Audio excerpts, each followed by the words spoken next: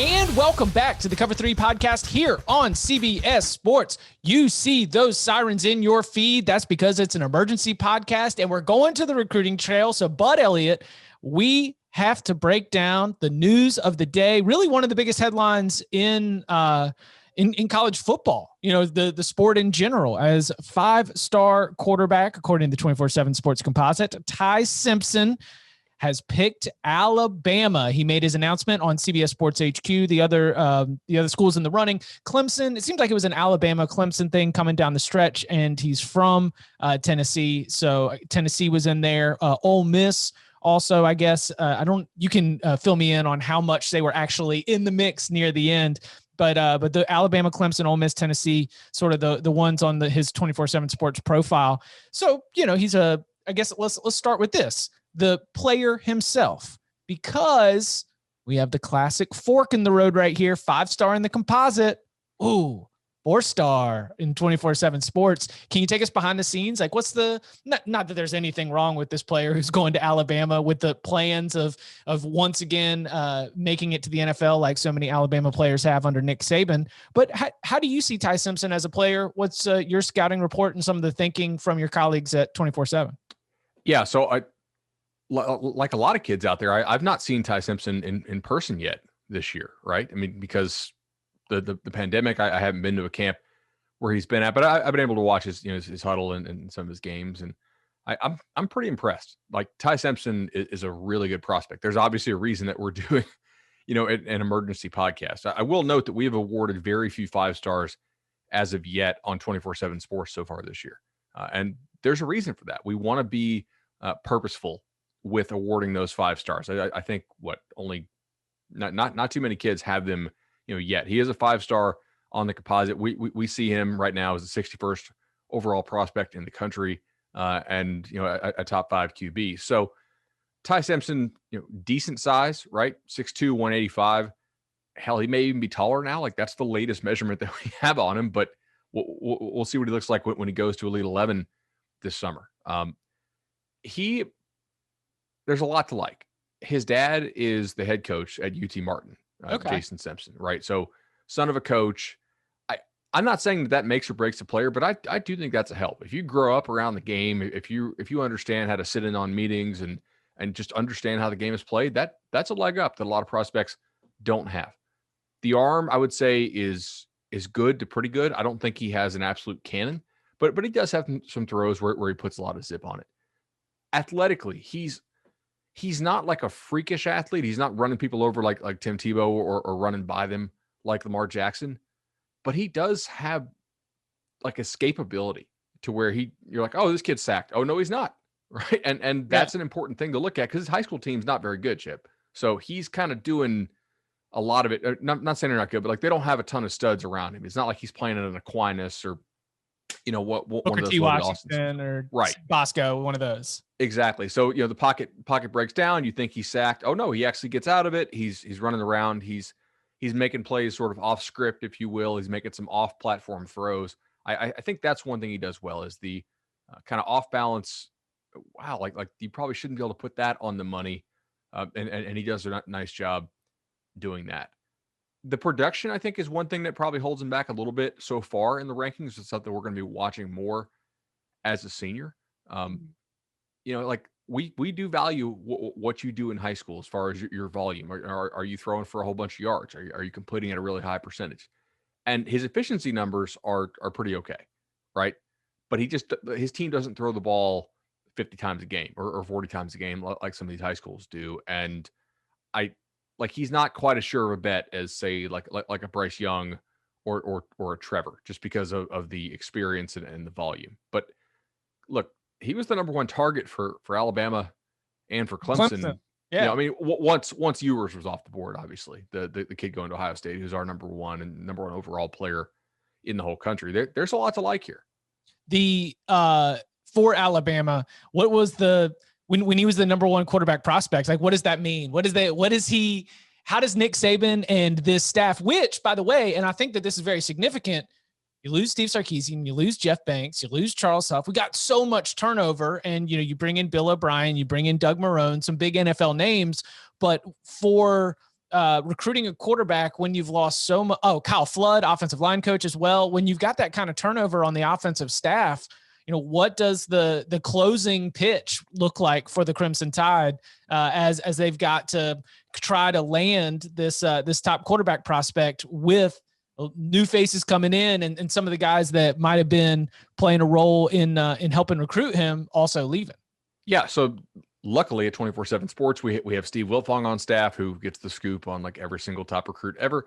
And with Ty Simpson, it's no different. Steve reported that Ty Simpson actually had Zoom calls with Nick Saban for 7 days in a row. And okay. So like Nick Saban has taken a real active role in this recruitment. And I know Tim Watts from Alabama has reported that Nick Saban has actually been more involved in recruiting over the last calendar year than he ever has been before, because you're not able to get on the road and do things, and you're not able to have the visitors and whatnot. So he's just sitting there doing Zooms. We actually saw him in that leaked Zoom video with the 2022 recruit from the last cycle. So I think for Alabama, it's, look, we took Bryce Young in the 2020 class. Most people think like if his development goes as planned, he's probably going to be gone after 2 more years. Mm-hmm. You land a 4-star prospect last year in Jalen Milroe out of Texas, but I don't think that he's on the Bryce Young level. Now, look, I didn't think that. I didn't think Mac Jones was going to be on Tua's level, and yet he ended up, having an awesome national championship year. So it does seem like this is sort of an upcycle for Alabama in the QB recruiting process. Same goes for Clemson, by the way. The production, the NFL development, and the path and the playing for championships all matter a lot here. I'm sure Ty Simpson's dad, being coach, has to have a ton of respect for Nick Saban. The other thing I would say is, as Steve Wilfong reported, Bama's been making a late push here for talking about development of a person and life after football and whatnot, which is, look, most likely a counter. Isn't that what pretty much every program is going to try to do? Yes, for sure. But Clemson does that really well, right? Mm-hmm. So if you're going up against Clemson, you got to know what you're fighting against, and you got to know what pitches you have to combat. And that's been something that's been a heavy push from Alabama.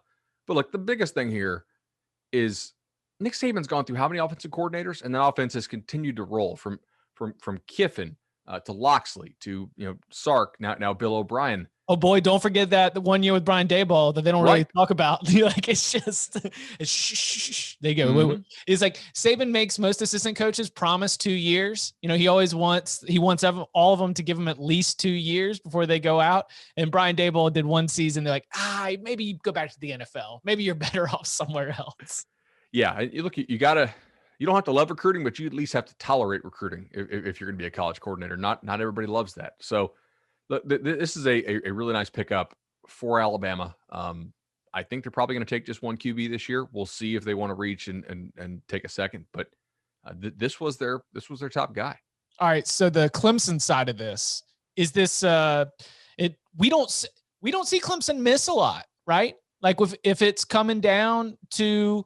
And this is going to change as Clemson has leveled up its recruiting, right? Like as Clemson is now competing against Alabama, Georgia, and Ohio State and trying to be in that top 5 level, you are going to end up taking some L's that maybe wasn't going to be the case when Clemson was sort of operating in that 7 to 15 to 12 kind of range, and sometimes taking smaller classes because they had guys that were staying for 4 years and not having as many scholarships.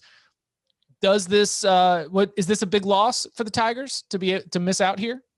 I would say it's a decent sized loss, right? I'm not convinced that Ty Simpson is a generational prospect.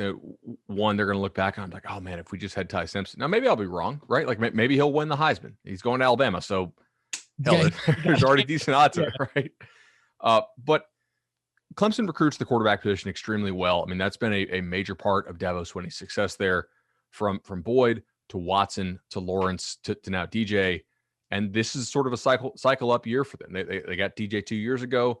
Last year, I think everybody realized it was going to be very difficult to land another stud behind DJ. Not that you can't do it, just the odds are not high that you're going to get him back-to-back years because QBs do transfer. But they have other options here. Yeah. Right? So K. Klubnik, if you look at Steve Wilfong's quarterback dominoes piece, which I'm sure will be updated probably early next week following this commitment. Kate Klubik, kid out of Austin, Texas, really productive player, can throw from multiple arm angles, one of the highest rated quarterbacks in the country as well. Anna Hickey of Clemson 24/7 Sports reported that Klubnik is likely to be the next guy that Clemson turns to. And the thing is, Chip, yes, this is a miss for sure. But at the same time, 4 or 5 months ago, I don't think either Bama or Clemson thought they were going to get Ty Simpson.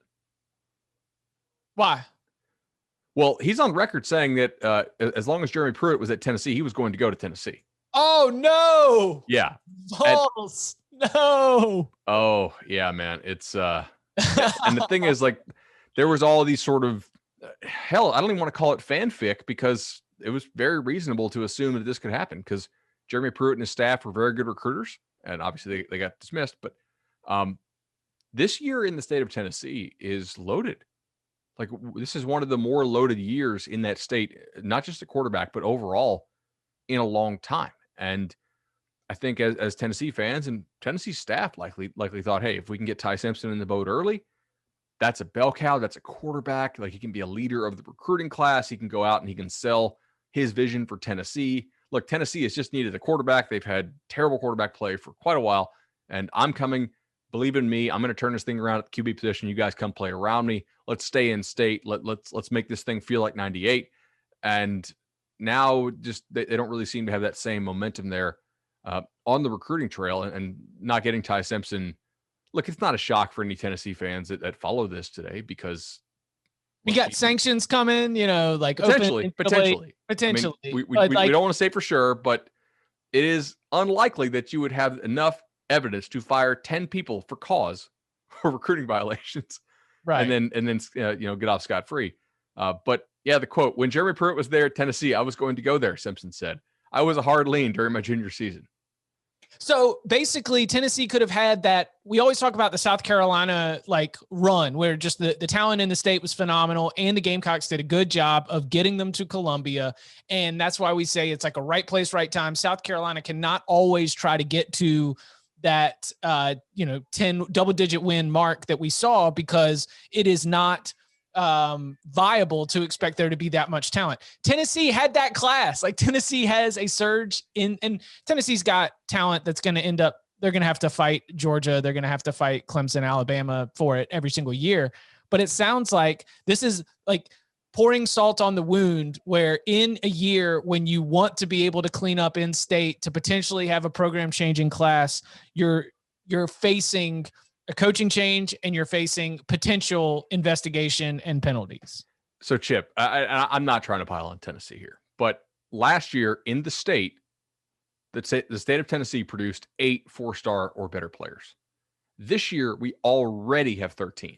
And that's sure with some 5 stars yet to be handed out. Right. Exactly right. There's still some star inflation to come. I mean, Walter Nolan, big time defensive tackle, transferred back to Tennessee from IMG. We just spoke a lot about Ty Simpson, Jordan James, Keaton Wade, Dallin Hayden. I mean, Taylor Groves, who's verbally committed to Michigan right now. This is a really nice year in the state of Tennessee. We've seen it coming for a while. I think for recruiting folks, that was one of the reasons why it was a little bit surprising that Tennessee went ahead and kneecapped itself like it did. Too much. I can't believe it. Oh, God. He is Bud Elliott 3. Be sure to go to 24/7 Sports to check out all of the latest around the commitment of Ty Simpson. You can follow me at Chip_Patterson. Be sure to go follow us on Spotify.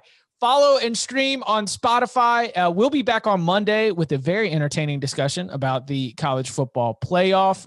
If you want to jump in on the mailbag, we get college football playoff suggestions in the mailbag all the time. Questions. When are they going to expand? What kind of format? We're going to be tackling a lot of those in Monday's show. So be sure to subscribe and keep your eyes out for that. Bud, thank you very much.